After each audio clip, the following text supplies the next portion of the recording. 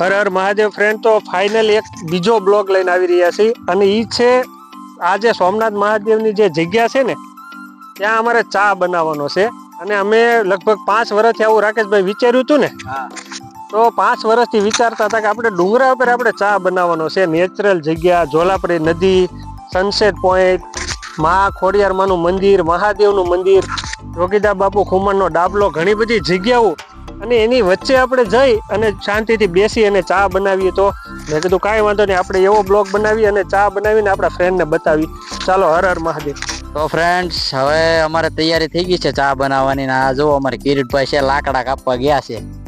કિરીટભાઈ, અરે હા રાકેશભાઈ, આપણે કચ્છિયા વીણી લીધા છે અને ચા હું બનાવું એક નંબર, તમે જુઓ. અને આ બધી વસ્તુ છે આપણી, જો જોડે જ લઈને આવ્યા છીએ. આ વખતે તો જોડે જ લઈને આવ્યા છીએ. જો દૂધ છે, તપેલી છે, બધી વસ્તુ છે, રકેબી ગાણી અને બધું પાણી બધી વ્યવસ્થા કરીને આવ્યા છીએ. ચાલો ફ્રેન્ડ, તમે પણ આવો અને નેચરલ જગ્યામાં ચા પી. ચાલો મળીએ. હર હર મહાદેવ. તો ફ્રેન્ડ્સ, અમારે કિરીટભાઈ જો ચા ની બધી તૈયારી કરવા મળ્યા છીએ. કિરીટભાઈ, હા રાકેશભાઈ, તો આ તૈયારી આપણે કરી રહ્યા છીએ. પણ હવે આપણે સબસ્ક્રાઇબર ને એ બતાવવાનું છે કઈ નેચરલ જગ્યા જે આપણે બોલ્યા ને, તું આ બધી બતાવી તો હું થોડીક તૈયારી કરી લઉં કે આ જગ્યા કેવી છે. Okay okay.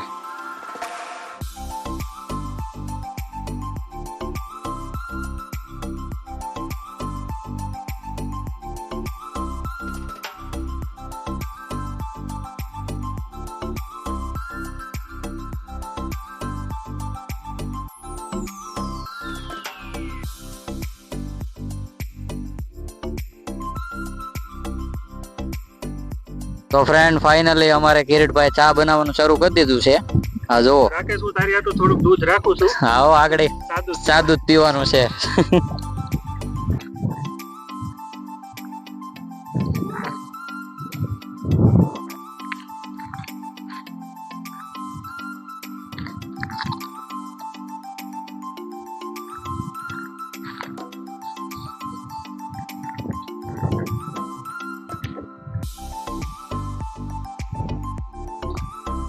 તો ફ્રેન્ડ, તમે આ જગ્યા તમે જોવો અને અહીંયા શા મને છે ને આવી બધી જગ્યાએ શા બનાવો ગમે એ મેં તમને પહેલા કીધું હતું. એક તો આપણે કાઠિયાવાડી, એમાં ચા તો આપણને ભાવે જ, અને એમાં જાતે મને તો ચા બનાવીને પીવી બહુ ગમે. ફરતી વિશાળ જગ્યા, જોલાપરી નદી, આજુબાજુ મહાદેવનું મંદિર, ખોડિયારમાંનું મંદિર, મજા આવે. હવે તો ઉભરાણ આવે એટલે ચા પી લઈ. તો ફ્રેન્ડ, તમે જુઓ રાકેશભાઈ અત્યારે ફૂંક મારે છે. ફૂંક તો મારો, આમ ધવાડા થાય એમ ન હાલે એમ. હા એમ. અમારી ચા થોડી જ વારમાં બને છે અને ફાઇનલી આજે ઘણા વર્ષ પછી અમે ચા અહીંયા વિચારતા હતા બનાવવાનું, અને એનો પણ અવસર આવી ગયો. કેવું લાગે રાકેશભાઈ? તો અમારો ચા ફાઇનલી જો બની રહ્યો છે અને આજ તો ઘણા વર્ષનું સપનું સાકાર છું. આવી મોજ લગભગ તમે પૈસા દો ને તોય ન મળે. અને વાતાવરણ તમે જુઓ, કેટલા વાગ્યા છે? હા, 6 વાગી ગયા છે. સનસેટ આજે નહીં આવે કેમ કે તમે પાછળ જુઓ વાતાવરણ થોડું ખરાબ છે, એના લીધે સનસેટ અમારા નસીબમાં સનસેટ કે બહુ નથી હોતું. કાંઈ નહીં, ચા તો છે ને નસીબમાં. બરાબર ને રાકેશભાઈ? બરોબર બરોબર. બસ રાકેશભાઈ, જો હવે બની જ ગયો છે.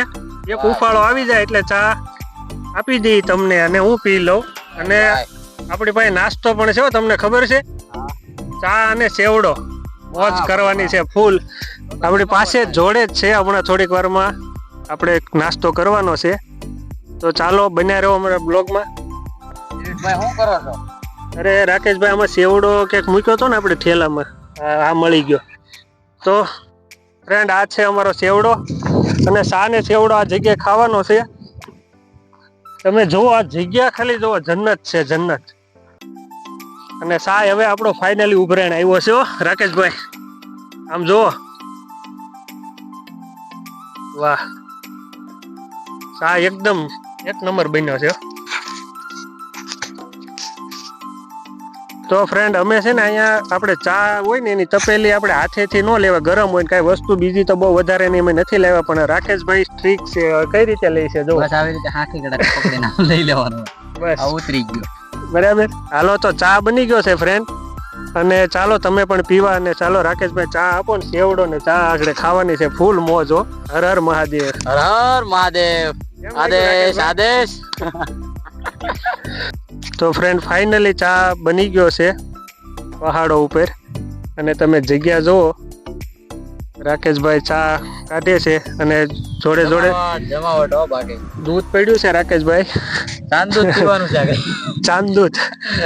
તો રાકેશભાઈ ને ચા દૂધ પીવાનું છે. એવડો કાઢો ભાઈ, હાલો એટલે ફટાફટ આપણે નાસ્તો થઈ જાય, ગરમ ગરમ ચા હોય એટલે. હર હર માં. આ તો રાકેશભાઈ ને મેં તો ખોટું કીધું હતું, એને હાથીને શામાં દૂધ નાખ્યું. આમ તો આપણે માલધારી છીએ ને, એમાંથી આપણે તો ગઢવી ચારણ છીએ, એટલે શા દૂધ તો આપણે પેલા જોવે. અને ભાઈએ તો જો આમાં રકેબીમાં નાખી દીધું. જો તાહળી હોય ને આખી તો મજા આવે. તો દૂધ લઈ લ્યો ભાઈ ને. એક કામ કે તો આ છે ચા બનાવવાની તપેલી છે ને, એમાં તું બધું મિક્સ કરીને પી જા, અને સેવડો હારે જોડે બધું એમાં મિક્સ કરીને પી જા બધું, એટલે પતે.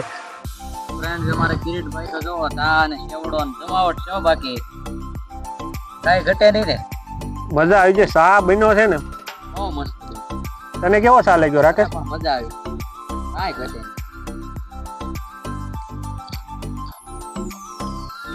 નાસ્તો થઈ ગયો, ચા પી લીધી, બહુ મજા આવી. ને તમે ગમે ત્યાં આવી રીતે ચા બનાવતા હોય, કાંઈ પણ હોય ને, તો આવી રીતે ચૂલામાં થોડુંક પાણી નાખી દેવું, એટલે જેથી કરીને આ જે સૂકું ઘાસ હોય સળગે નહીં. અને એ ખાસ ધ્યાન રાખવું, જંગલ હોય કે કોઈ પણ જગ્યા હોય, આવી રીતે ઓલવી નાખવી, એટલે કોઈ પ્રોબ્લેમ ન થાય આપણે. તો ફ્રેન્ડ આ બ્લોગ અહીંયા સમાપ્ત કરી છે. રાકેશભાઈ કેવું લાગ્યું ભાઈ? અરે બહુ મજા આવી ગઈ. 5 વર્ષ આપણે વિચારતા હતા એવું કે અહીંયા ચા બનાવી નાસ્તો કરીએ ને એવું બધું, આજ મજા આવી ગઈ. અને ફ્રેન્ડ તમે જે ધજા દેખાય છે ને પાછળ, બહુ દૂર છે ધજા છે, થોડીક ઝૂમ કરતો રાકેશ. મહાદેવની ધજા તમને દેખાય છે ને, ત્યાં આગળથી અમે વિચારતા કે અમે આ જગ્યાએ આવીને ચા બનાવશું. આજે ફાઇનલી 5 વર્ષ પછીનું અમારું સપનું સાકાર થયું છે. અને અમે આવી અમારી નાના સપના છે, અમારા મોટા કોઈ સપના નથી. આવા નાના સપના સાકાર થઈ જાય એટલે બહુ બધું છે. હર હર મહાદેવ. હર મહાદેવ. તો ફ્રેન્ડ ફાઇનલી આ બ્લોગ અહીંયા સમાપ્ત કરી છીએ. અને તમને આ બ્લોગ કેવો લાગ્યો, અમારો ચા બનાવ્યો, જે આ નાસ્તો કર્યો, આ જગ્યા કેવી લાગી, તો એકવાર લાઈક, શેર અને સબસ્ક્રાઇબ કરવાનું ભૂલતા નહીં. હર હર મહાદેવ. તો ચાલો ફ્રેન્ડ, બિસ્તરા પોટલા અમારા ભરાઈ ગયા છે અને હવે જઈએ છીએ ઘરે. અત્યારે વાગ્યા છે 6:30, અને હવે આમે સાંજ થઈ ગઈ છે. શિયાળાનો દિવસ ટૂંકો હોય. નેક્સ્ટ બ્લોગ હું અને રાકેશભાઈ ફરીવાર લઈને આવશું. અને આ બ્લોગને તમને કેવો લાગ્યો તો એકવાર લાઈક, શેર અને સબસ્ક્રાઇબ કરવાનું ભૂલતા નહીં. ચાલો બાય, મળીએ નેક્સ્ટ બ્લોગમાં.